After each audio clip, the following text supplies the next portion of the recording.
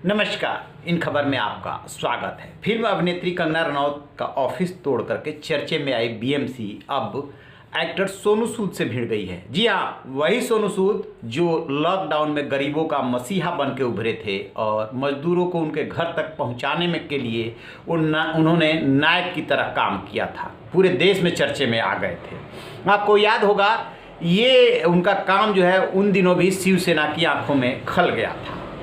नतीजा ये हुआ था कि उनका विरोध होने लगा और उन्हें मजबूर होकर के एक मंत्री के साथ उद्धव ठाकरे से उनके निवास मातोश्री पे जाके मिलना पड़ा था। सोनू सूद उस पूरे मामले को टाल गए थे और अपना काम कर रहे थे, लेकिन इसी बीच जुहू स्थित उनका जो शक्ति सागर बिल्डिंग है 6 मंजिला, उसको लेके विवाद उत्पन्न हो गया है।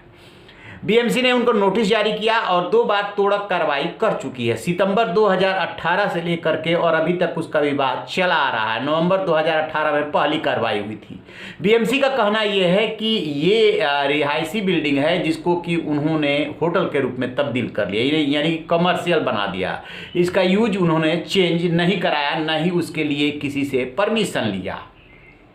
जब बीएमसी का फिर से एक बार नोटिस मिला तो सोनू सूद पहुंच गए कोर्ट और फिर जो है हाई कोर्ट में मामले की सुनवाई चल रही है, जहां पे गए कि एफिडेविट दाखिल करके बीएमसी ने उनको आदतन अपराधी बोला है, यानी कि बीएमसी की नज़र में सोनू सूद अपराधी हैं और उसने सिलसिलेवार गिनाया है कि किस तरीके से और कब कब इन्होंने उसमें अवैध निर्माण किया, कब चेंजेज किए, बीएमसी ने कब कब नोटिस जारी किया, उस पर उन्होंने क्या कहा, ये सारा उसने सिलसिलेवार गिनाया है। यानी कि बीएमसी जो है सोनू सूद की उस बिल्डिंग जिसको कि अब होटल उन्होंने बना लिया है, उसके खिलाफ थोड़ा कार्रवाई करना चाहती है। इसी बीच में महत्वपूर्ण डेवलपमेंट ये हुआ है कि सोनू सूद एनसीपी प्रमुख शरद पवार से मिलने पहुंचे। वहां पे उन्होंने उनसे मुलाकात की और उसका ब्यौरा तो जारी नहीं किया, लेकिन माना जा रहा है कि इस मुलाकात के पीछे का राज कुछ इसी परेशानी से जुड़ा हुआ है, क्योंकि सोनू सूद अब उसको होटल में तब्दील कर चुके हैं। पिछले दिनों उनका बयान जरूर आया था कि इसके लिए जो भी निर्धारित डिपार्टमेंट है उससे उन्होंने परमिशन मांगा है, लेकिन अभी परमिशन मिली नहीं है। तो बिना परमिशन मिले ये आप उसको कमर्शियल यूज नहीं उसका कर सकते, यही उनकी परेशानी है।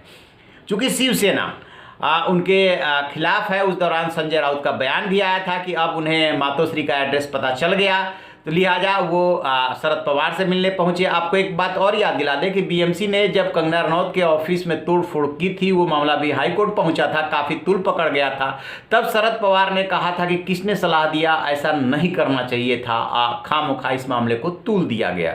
चूँकि शरद पवार वहाँ महाराष्ट्र की राजनीति में काफ़ी अनुभवी माने जाते हैं और यूँ तो उनको यूपीए का चेयरपर्सन बनाने की भी बात चली थी बीच में, तो वो जो है राजनीति के मजे हुए खिलाड़ी है, लिहाजा जानते हैं किस मामले को कितना तूल देना है और कितना नहीं। बीएमसी क्यों ऐसे नोटिस जारी करके और जो फेमस हो रहे हैं लोग या जो गरीबों की मदद कर रहे हैं, उनको परेशान कर रही है, वो सलाह दे सकते हैं कि इसको इतना तूल देने की ज़रूरत नहीं, जब उन्होंने कंगना रनौत के मामले में दिया था। लेकिन कानून तो सबके लिए एक ही है।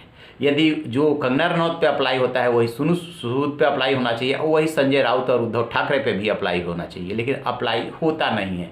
तो अब देखते हैं कि हाई कोर्ट में जब सुनवाई होती है तो क्या फैसला आता है और सोनू सूद को कितनी राहत मिलती है और कितनी झाड़ मिलती है बीएमसी को।